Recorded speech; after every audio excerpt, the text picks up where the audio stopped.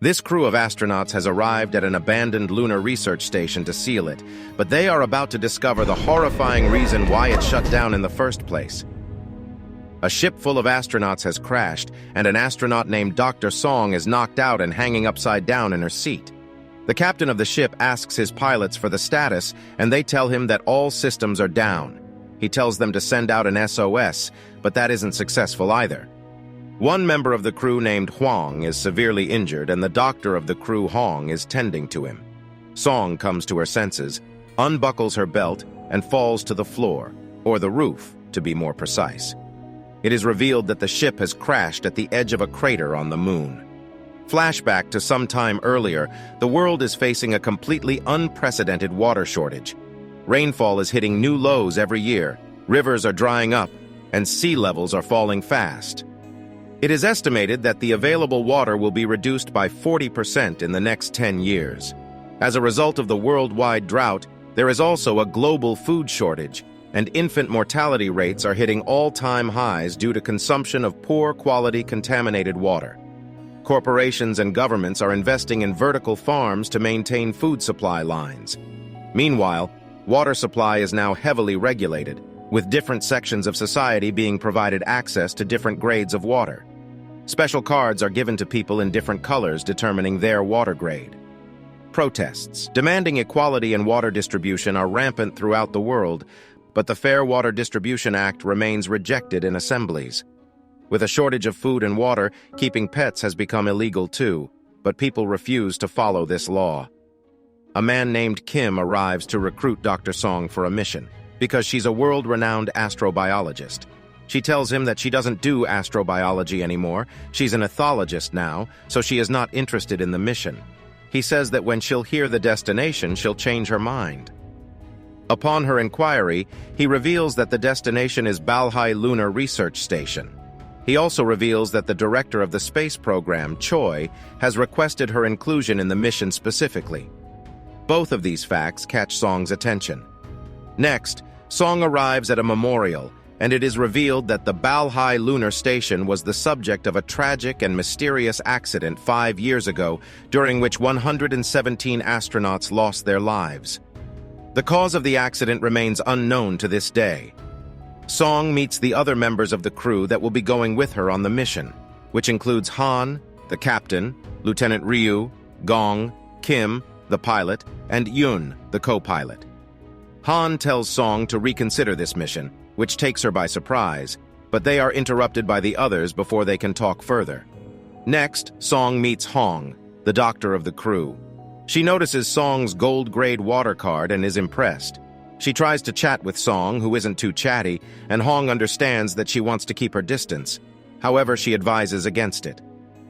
Just then, Director Choi arrives, and it is immediately clear that there is tension between her and Song.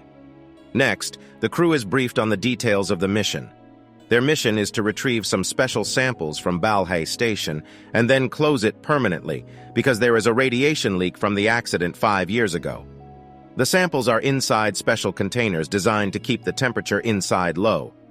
If the containers are unharmed, then they can be retrieved easily, but if there is even the slightest damage, then they have to be careful.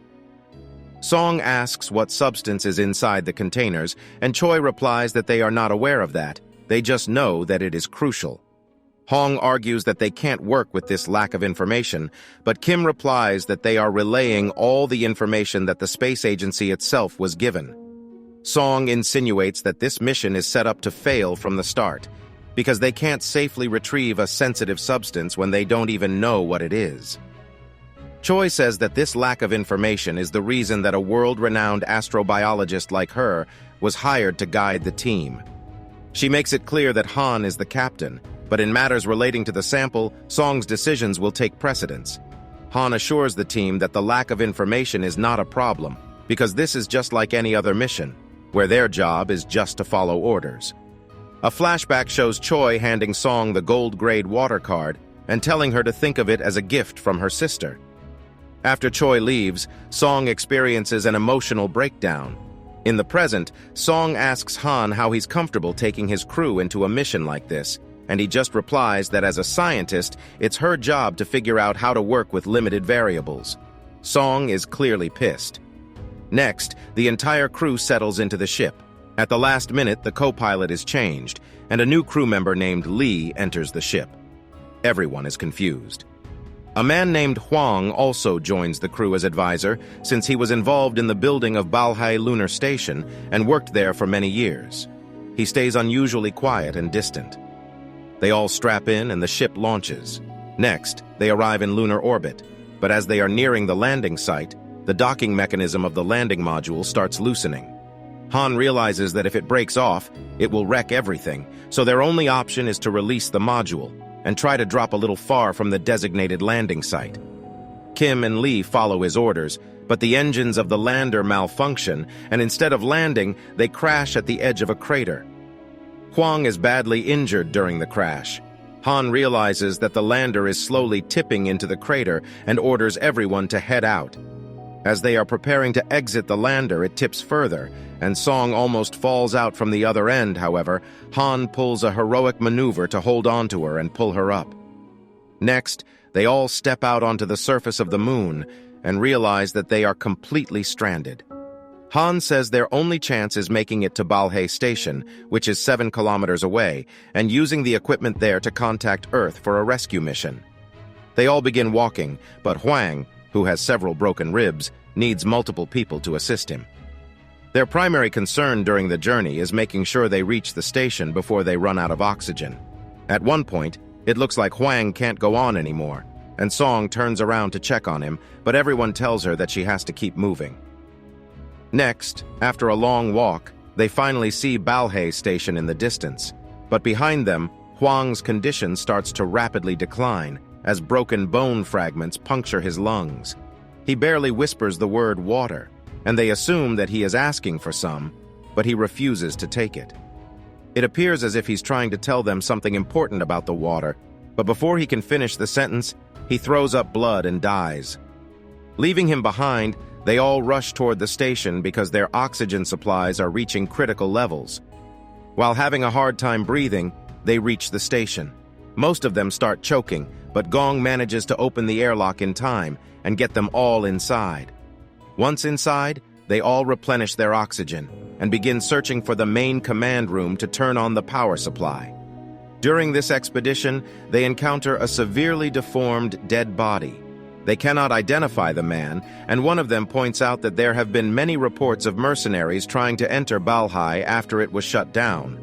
Hong notices that the dead body is showing classic signs of death by drowning. The others wonder how he could possibly drown on the moon where there is no water. Hong replies that she's not saying that's what happened. It's just the signs that the body is exhibiting. Han orders them to keep moving. While walking, they debate about who sent the man that they saw, and one crew member suggests that it could be the RX, an international resource mafia that is looking to claim resources in space. Song notices that the radiation levels all over the station are incredibly low and not even varying, which means that Choi was either wrong about the radiation leak or she lied. She also points out that the dead body they saw clearly didn't die of radiation exposure, so there is something else killing people here, and they need to investigate what it is. They need to study that body and find out the cause of death. Han tells her to stand down, and reminds her that she does not get to decide what they do as he is the captain. He seems oddly adamant about not discussing this matter. Next, they arrive in the command center and turn on the power supply. As they monitor the systems, there is oddly not a single thing wrong. No radiation, no sign of explosion, and all systems are working fine. All systems except for communications, which means they still cannot contact Earth. Han says Mission Control will notice that the power is on at the station, but it could be a while before it occurs to them to send a rescue ship. Song takes off her helmet, and once again insists that they should investigate the cause of the Balhae incident, since it is clearly not what they were told. However, Han reasserts that their mission is the retrieval of the sample containers, nothing else. While going over a schematic of the entire station, Gong points out that there were 3 areas in the entire station which could only be accessed by Level 1 clearance, and curiously, those were also the 3 areas which were first closed on account of the alleged radiation leak.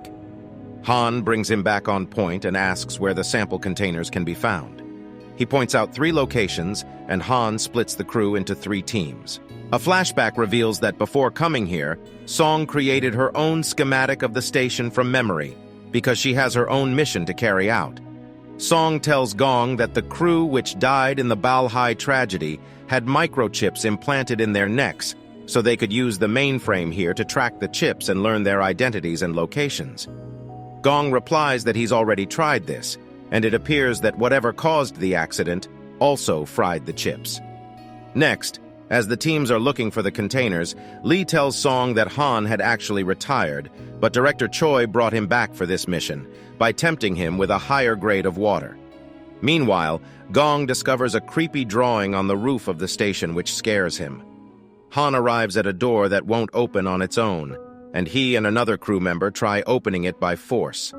Meanwhile, Song sees a dark pathway and remembers her conversation with Huang before taking off for this mission.